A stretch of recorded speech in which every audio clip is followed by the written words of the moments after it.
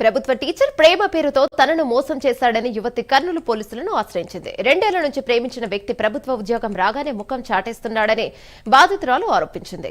కర్నూలు జిల్లా సీబెల్గల్ మండలం కంబందహాల్ గ్రామానికి చెందిన సారమ్మ, నంద్యాల జిల్లా సంజామల మండలం ఆకుమల గ్రామానికి చెందిన మహేష్ తో పరిచయం ఏర్పడింది. ఆ పరిచయం ప్రేమగా మారి పెళ్లి వరకు వెళ్లింది. కానీ మహేష్ కు ప్రభుత్వ టీచర్ గా ఉద్యోగం రావడంతో తనను దూరం పెట్టాడని బాధితురాలు తెలిపింది.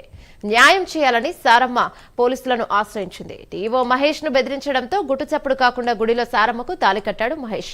కానీ నెల తర్వాత మళ్లీ అదే తంతు మొదలు పెట్టాడు మహేష్. భార్యను వదిలేసి తన ఇంటికి వెళ్లిపోయాడు. ఫోన్ చేసినా ఎత్తకుండా తన నంబర్ బ్లాక్ లిస్ట్ పెట్టాడని, దీంతో ఇంటికి వెళ్లి ప్రశ్నిస్తే తనను దాడి చేశారని వాపోయింది సారమ్మ. నమస్కారం సార్, నా పేరు సారమ్మ సార్. కంబదహాల్ గ్రామం, సీబెల్గల్ మండలం, కర్నూలు జిల్లాకి చెందినదాన్ని సార్. నేను టీచర్గా పనిచేస్తున్నాను సార్. 2022లో నాది ఎంఎస్సీ అయిపోయింది సార్. 23 నుంచి నేను టీచర్గా పనిచేస్తున్నాను సార్, రూమ్ తీసుకొని కర్నూలులోనే. అప్పుడు మహేష్ అనే వ్యక్తి కూడా డిఎస్సి ప్రిపరేషన్స్ కోసము అక్కడికి వచ్చినాడు సార్. నా రూమ్ పక్కనే రూమ్ తీసుకున్నాడు సార్. ఆయన తీసుకొని ఒకరోజు ఆయన వచ్చి ఎటువంటి ఇష్టము, నిన్ను పెళ్లి చేసుకుంటాను అని నమ్మించినాడు సార్. నేను అక్కడికి ఒప్పుకోలేదు సార్. నువ్వు చేసుకోకపోతే నేను చచ్చిపోతా అని అట్లా చెప్పినాడు సార్. అంటే నేను కూడా ఓకే అని చెప్పి ఇంకా ఇద్దరం ప్రేమించుకున్నాం సార్. రోజు అతనే వచ్చి స్కూల్లో వదలడము, మళ్ళీ స్కూల్ నుంచి ఇంటికి తీసుకురావడము చేసినాడు సార్. తర్వాత బాగా తిరిగినాం సార్. మళ్ళీ నా డబ్బులు అన్నీ వాడుకున్నాడు సార్. ఇద్దరం కలిసి తిన్నాము, ఉన్నాం సార్.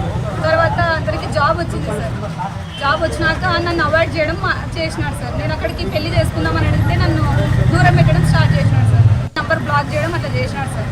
తర్వాత జాబ్ వచ్చిన తర్వాత నువ్వు ఇట్లా చేస్తే బాగోదు చూడు, ఖచ్చితంగా చేసుకోవాలని అంటే ఆయన జాబ్ వచ్చింది సార్. సిద్ధాపురం గ్రామం, అలహర్వి మండలం సార్. అక్కడ జాబ్ వచ్చింది sir, teacher job sir. DSC ఎస్జిటిలో మొన్న రీసెంట్గా పన్న దాంట్లో కొట్టినాడు సార్. ఆయన ఎస్టీ ఎరుకలేదు సార్, మేము ఎస్సీ మాధవే సార్.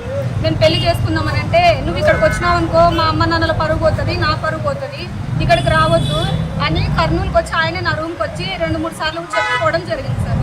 తర్వాత నేను ఆయన వెళ్ళిపోయినాక ఫోన్ చేస్తే నా నెంబర్ బ్లాక్ చేసినాడు సార్. నేను వెళ్ళి CI 3 town police station CI సార్ని ఆశ్రయించినాను సార్.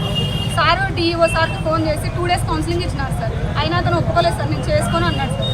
సార్ డిఈఓ సార్కి ఫోన్ చేసి శామ్యుల్ పాల్ సార్ గారికి ఇట్లా అబ్బాయి ఇట్లా చేసినాడు ఈ అమ్మాయిని సార్, ఆ అమ్మాయి కేసు కడతా అంటుందంటే ఓకే కట్టండి అని అంటే ఆ మాటకి నేను చేసుకుంటాను సార్ ఒప్పుకున్నాడు సార్.